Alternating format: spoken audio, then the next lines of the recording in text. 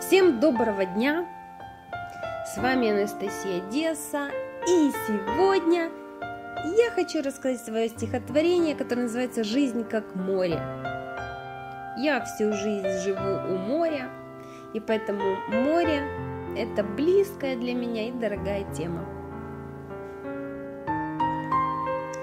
Я ныряю в жизнь, как в море, я ныряю с головой, штиль и буря, волны снова погружаюсь под водой и барахтаюсь, плыву, плачу, побеждаю и смеюсь, то тону я, то лечу над водою хохочу, то в покое я безмолвном путь обдумываю свой, то в терзаниях духовных поднимаюсь над волной.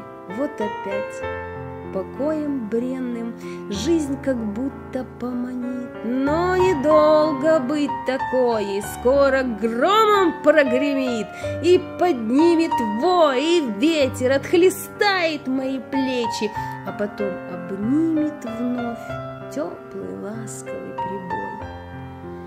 Так устать уж быстро можно, только я ее пойму.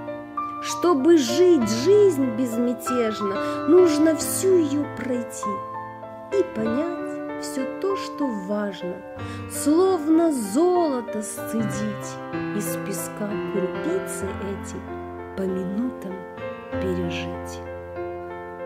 2011 год. Канал ДаФиДиRо. Заходите в гости.